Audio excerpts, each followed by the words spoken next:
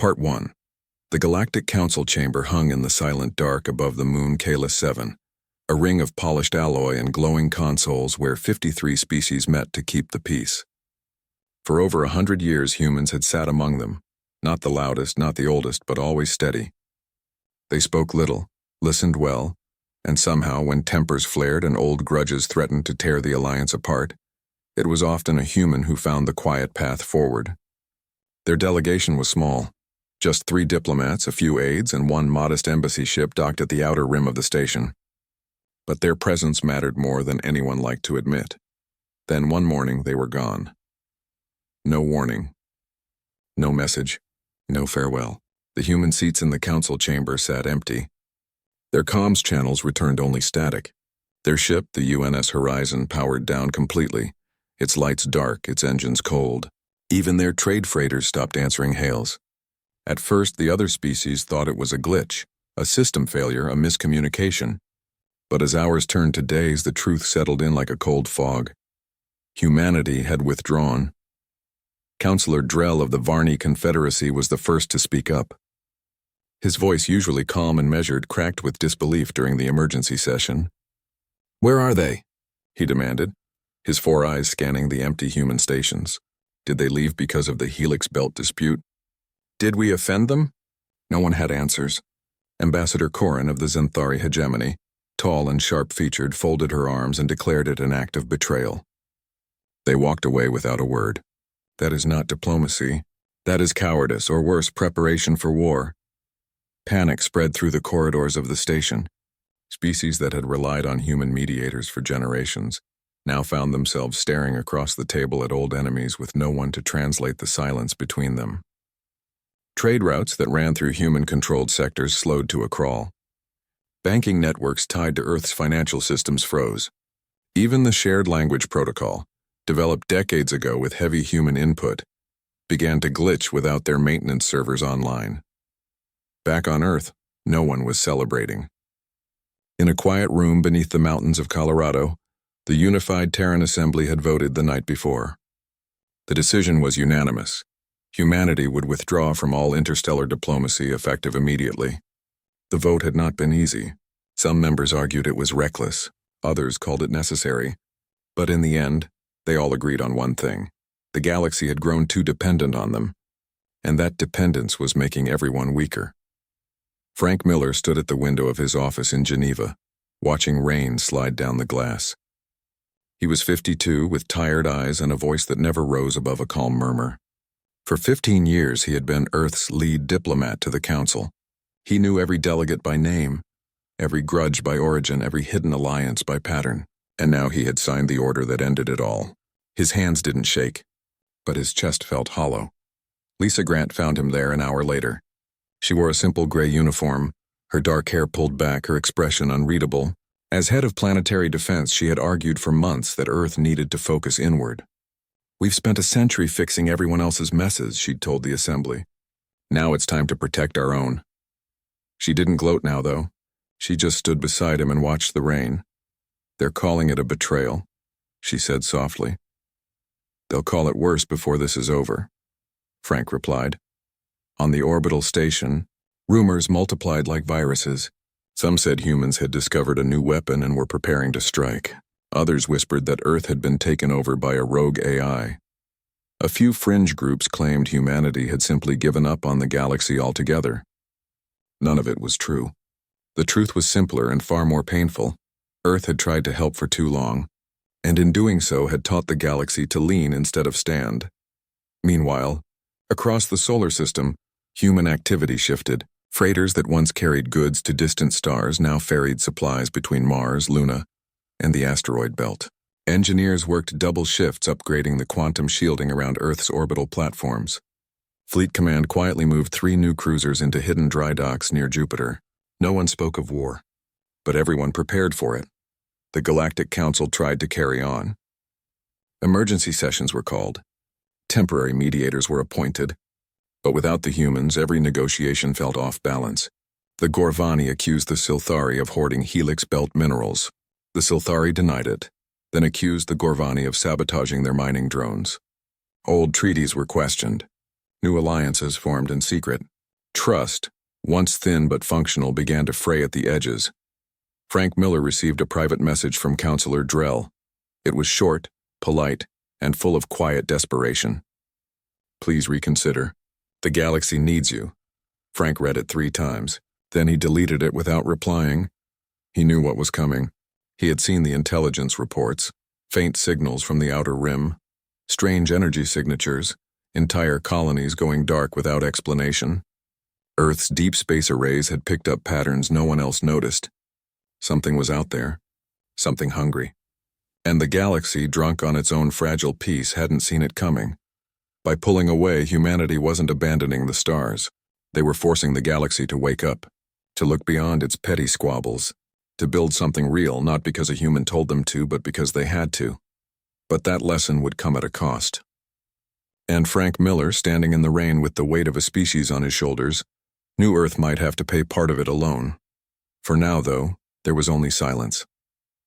No broadcasts, no messages, no human voices in the great chamber above Kalis 7. Just the hum of alien machinery and the growing unease of a galaxy, suddenly left to its own devices. Part 2. The silence from Earth did not bring peace. It brought chaos.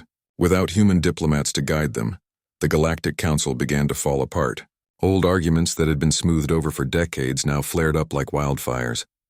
The Gorvani and the Silthari, once held in check by quiet human mediation, started clashing openly over the Helix Belt, a region rich in rare minerals that both species claimed as their own. Patrol ships from each side fired warning shots, then real ones. Trade convoys were seized. Accusations flew through the council chamber like shrapnel. Counselor Drell tried to calm things down, but his words carried little weight now. He had always relied on Frank Miller to read the room, to know when to push and when to wait. Without that quiet human presence, Drell felt lost. Ambassador Corin of the Zenthari stopped attending sessions altogether. "Why waste time talking," she said in a public broadcast, "when no one listens and nothing changes?"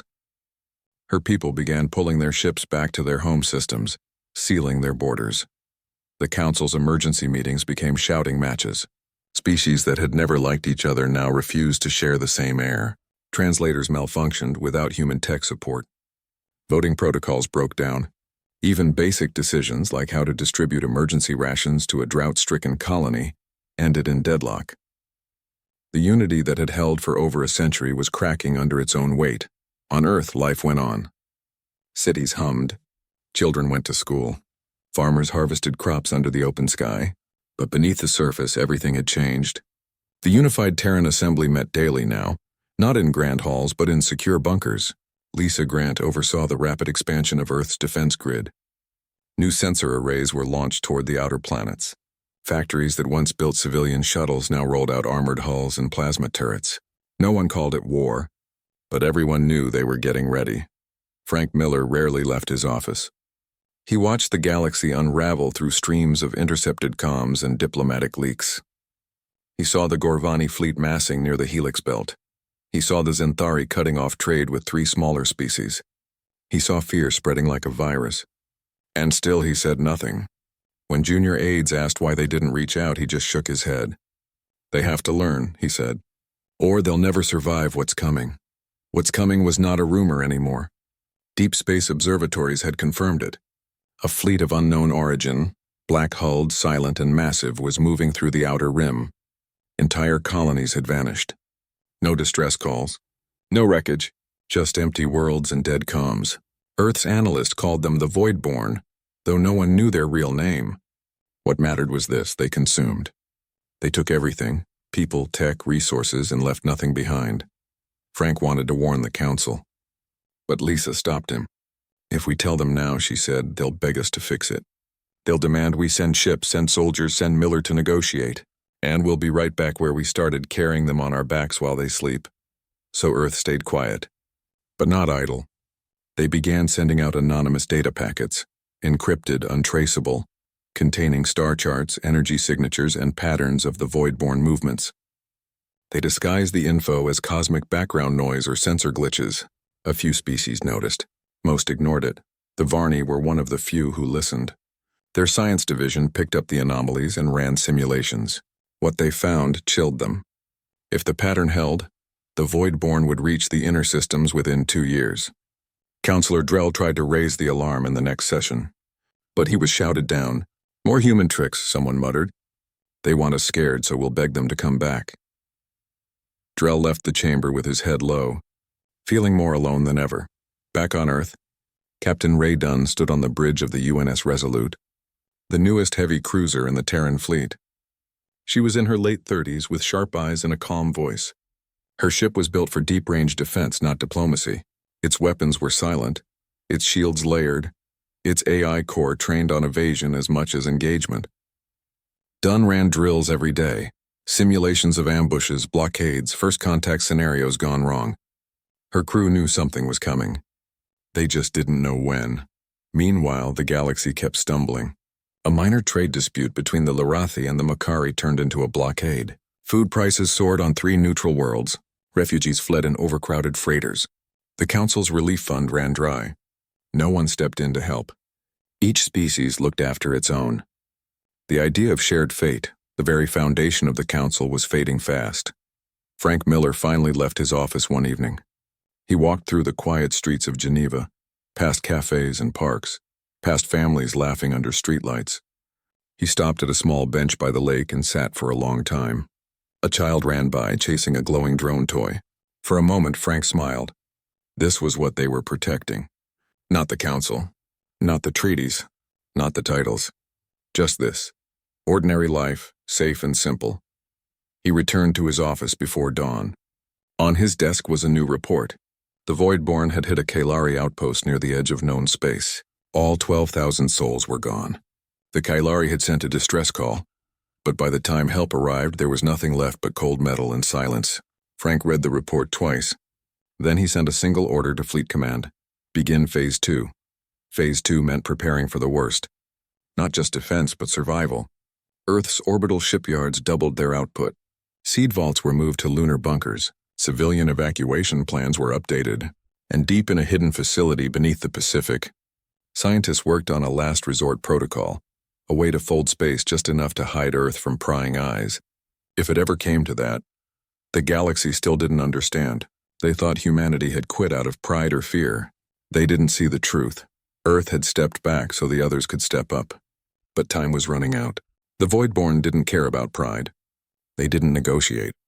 They only took, and soon they would come knocking. Part 3. The Kailari freighter drifted through the void like a ghost. Its hull was scarred, its lights dead, its engines cold. No one had expected to find it. A routine patrol from the Varney Science Fleet spotted the vessel near the edge of the Helix Belt, tumbling slowly in the dark. When they boarded, they found no crew, no bodies, just empty corridors, flickering terminals, and a single active log file repeating the same message over and over. They came without sound, without warning. They took everything. The log described black ships, sleek, silent, and larger than any known warship. They moved like shadows, cutting comms before anyone could scream. The Kailari had fired. Their weapons passed through the enemy hulls like light through glass. Then came the silence, total, absolute. The last words in the log were, "Tell the Council. Tell them we were wrong. Tell them the humans knew." The Varney sent the data to the Council immediately, but by then trust was gone. Many dismissed it as a hoax. Others blamed the Kailari for poor security. A few whispered that Earth had staged the whole thing to scare the galaxy into begging them to return. Counselor Drell fought hard to get the footage reviewed. He played the audio in session, his voice shaking. This is not fear. This is fact, but the room stayed quiet. No one moved. No one spoke. The message died in the air. On Earth, Frank Miller watched the Council's response through a secure feed. He didn't look surprised. He turned to Lisa Grant, who stood beside him in the dim command center beneath Geneva. "They still don't see it," he said. "They will," Lisa replied. "When it's too late." Deep space sensors had already confirmed the worst. The Voidborn fleet was real. It numbered in the hundreds, maybe thousands. Their tech defied known physics, shields that absorbed energy instead of deflecting it, drives that left no trail, weapons that didn't fire but simply erased matter from existence. Earth's top scientists called it entropy projection. They didn't understand how it worked. They only knew it was unstoppable with current tech, yet Earth did not panic. Instead, they prepared. The UNS Resolute under Captain Ray Dunn was dispatched to the Outer Rim, not to fight, but to watch. Her mission was simple: gather data, stay hidden, and survive. Dunn's crew trained in total radio silence. They practiced cold launches, where the ship powered up only at the last second. They mapped escape routes through asteroid fields and nebulae. Every decision was made with one thought in mind: don't be seen. Back home, Frank met with a small group of retired diplomats and linguists. They worked on something no one else knew about: a universal distress protocol built from the bones of old human emergency codes. It could be sent through any comm system, disguised as static and decoded by any species with basic signal processing. The message was short: unknown hostile force. Avoid engagement. Preserve knowledge. Survive. Earth began seeding it into deep space relays, hoping someone somewhere would hear it before it was too late. Meanwhile, the galaxy kept tearing itself apart. The Gorvani launched a full blockade of the Helix Belt. The Silthari responded by mining key jump lanes. Trade between 10 systems collapsed overnight. Food shortages hit civilian worlds. Riots broke out on neutral stations. The Council's emergency fund was empty. Species that once shared tech now hoarded it. Fear had replaced cooperation, and suspicion had replaced trust. But not everyone was blind. A young Zenthari scientist named Taylor Voss had been studying the strange data packets that kept appearing in deep space scans. At first, she thought they were glitches, but the patterns were too clean, too consistent. She ran decryption trials for weeks. When she finally cracked part of the code, her blood ran cold.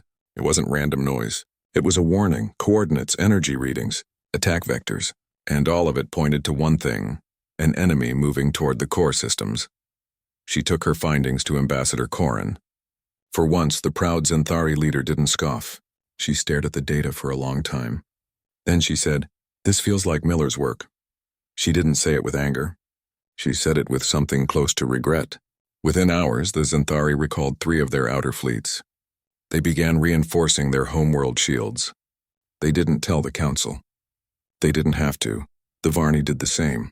Counselor Drell quietly redirected patrol routes. He rerouted supply convoys away from the Outer Rim. He didn't announce it. He just did it. Slowly, quietly. A few species started to listen, not to each other, but to the silence Earth had left behind.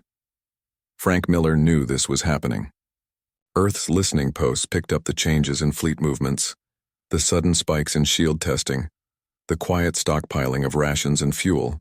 He allowed himself a small sigh of relief. "They're waking up," he told Lisa. "But not fast enough," she said. She was right. The Voidborn struck again. This time it was a joint Gorvani-Silthari research station on the edge of disputed space. Both sides had been arguing over it for months. Neither sent help when the attack came.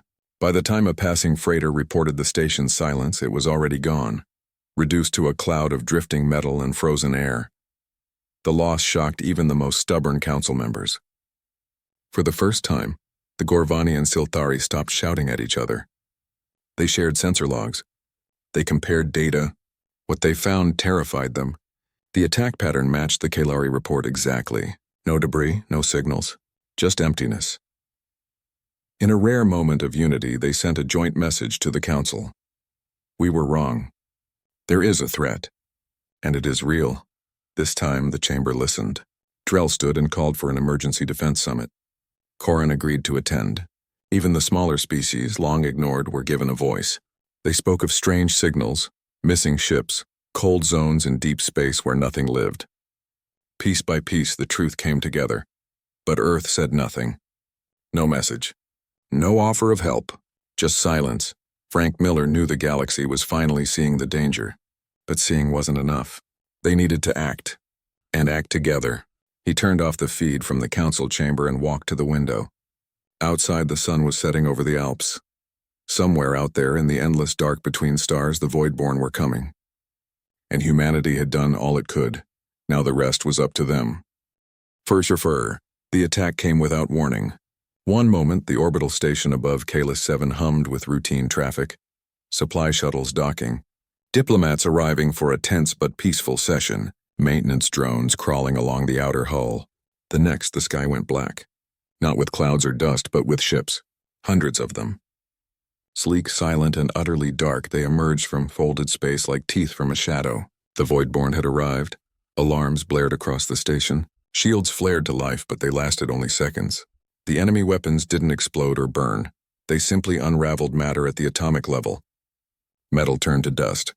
Energy fields collapsed like wet paper. Within minutes, the station's main power core failed. Lights died. Gravity flickered. Panic spread through the corridors as species that had argued for months now ran side by side, searching for escape pods that were already full. The council chamber, once a symbol of unity, became a tomb of confusion. Delegates shouted over each other, demanding orders that no one could give. Councillor Drell tried to coordinate an evacuation, but comms were down. Ambassador Corrin ordered her personal shuttle launched, but it was vaporized before it cleared the bay. The Gorvani and Silthari, who had just begun to trust each other again, found themselves back-to-back in a maintenance tunnel, weapons drawn, not against each other but against the unknown. From Earth, they watched it all. Deep space sensors relayed every second. Frank Miller stood in the command center, his face pale under the dim lights. Lisa Grant gripped the edge of a console, her knuckles white. They had known this would happen. They had prepared for it. But seeing it unfold, seeing the galaxy's heart ripped open, was harder than either expected. Do we send help?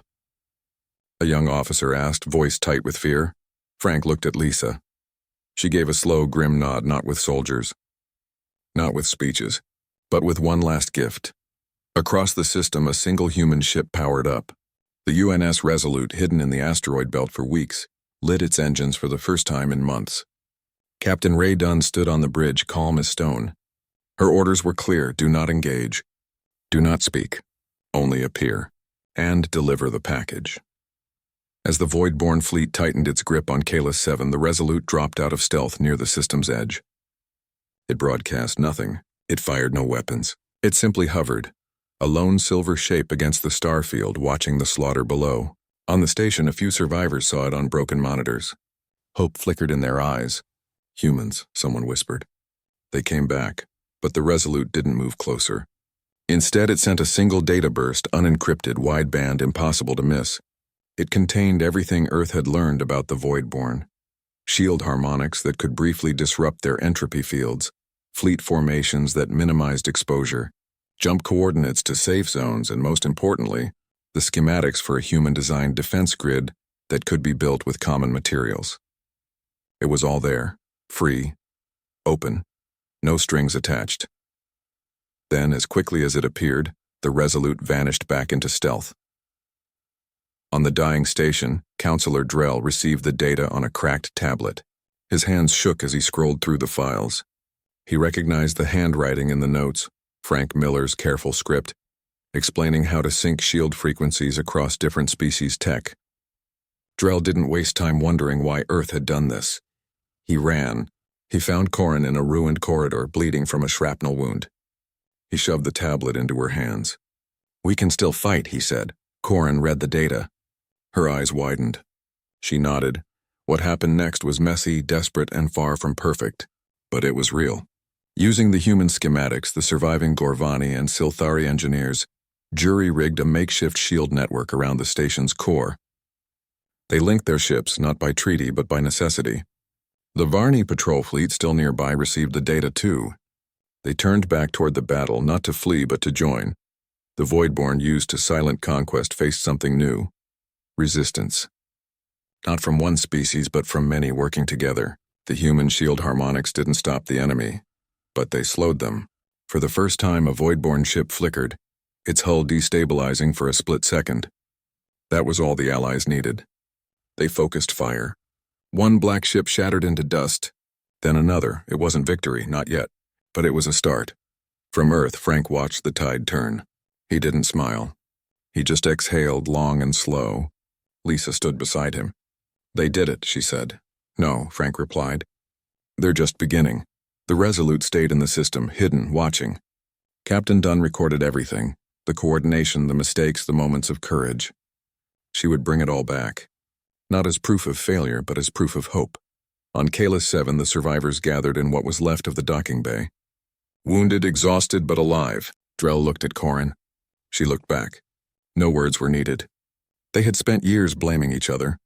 Now they shared water from the same canteen. The Voidborn fleet, sensing the shift, began to pull back.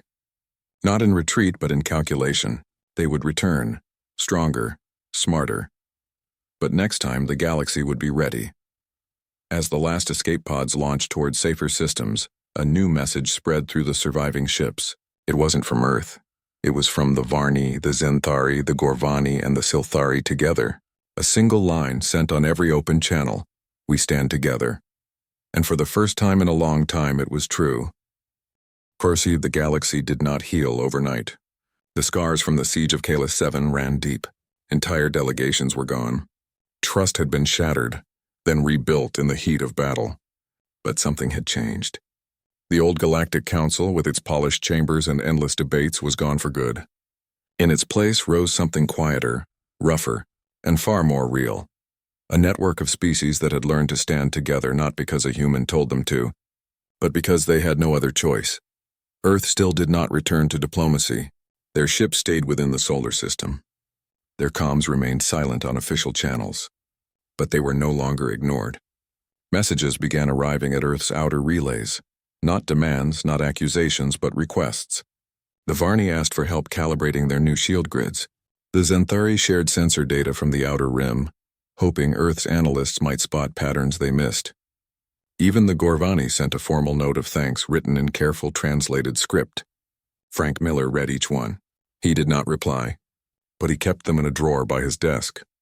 Lisa Grant stood on the observation deck of Lunar Command, watching as the first joint fleet assembled in orbit. Varni cruisers drifted beside Zenthari scouts. Gorvani freighters carried Silthari engineers. They were building something new. A deep space early warning array based on human designs but adapted by all. It would stretch from the helix belt to the edge of known space, a web of sensors and relay stations manned by every species that had survived the siege. Earth had provided the blueprint. The galaxy was building it together. Captain Ray Dunn's ship, the UNS Resolute, was now a familiar sight on the outer patrols. She no longer hid. She flew openly, often side by side with alien vessels. Her crew trained with others, shared tactics, even swapped stories over encrypted comms. No one called her a savior. They called her a partner, and that Dunn knew was worth more. Back on Earth, life slowly returned to peace. Children played in parks without thinking of black ships in the sky. Farmers harvested under clear skies. But the lessons remained. Schools taught not just history, but cooperation.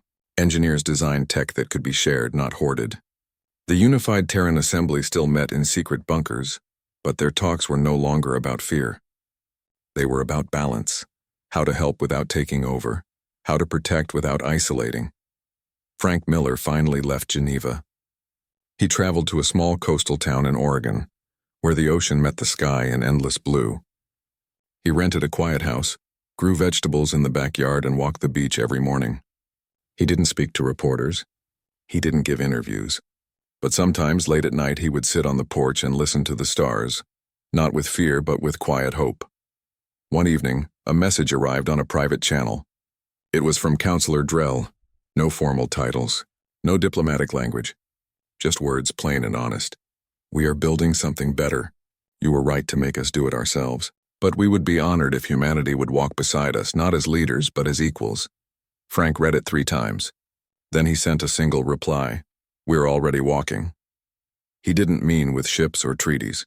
He meant with every shared idea, every piece of data, every moment of silent support.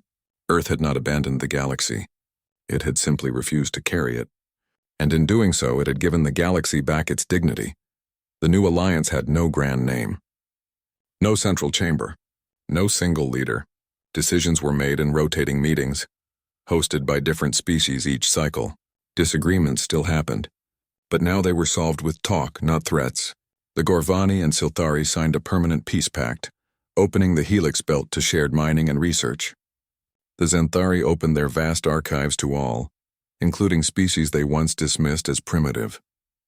Even the smallest worlds had a voice, and when the Voidborn stirred again, months later, near the ruins of a dead colony, the response was swift. The early warning array lit up. Fleets moved as one. This time there was no panic, no confusion, just calm coordination built on trust earned in fire. The enemy was driven back. Not destroyed, no one believed that was possible yet, but pushed beyond the rim. For now the core systems were safe. Earth watched it all from afar. They did not send ships. They did not need to. The galaxy had learned to defend itself. Years passed. New generations grew up knowing a different truth, that peace was not given but built. That strength came not from weapons alone but from unity. Statues were raised on Kalis 7, not of warriors but of engineers, medics, and translators from every species who had stood together in the dark. Frank Miller never saw those statues. He died quietly in his sleep at 78, with the sound of waves outside his window. His funeral was small, only a few attended, but across the stars a moment of silence was observed on every ship, every station, every world that remembered what he had done by stepping away. Lisa Grant took his place in spirit, not title. She became Earth's quiet ambassador, not to councils but to the idea of partnership. She worked with alien scientists on defense projects, shared Earth's medical advances freely, and always reminded her people, we are part of this galaxy. Not its guardians, not its teachers, just its neighbors. Captain Ray Dunn retired after 20 more years of service. She wrote a book, not about battles, but about listening. It became required reading in every academy from Varney Prime to the Silthari homeworld. And the galaxy? It kept growing. Not perfectly, not without stumbles. But with eyes open, hands linked, and hearts a little wiser, humanity never returned to the old ways. They stayed humble. They stayed ready. And when the stars burned cold and distant, Earth shone not as a beacon of power but as a quiet example, that sometimes the greatest help is knowing when to let go.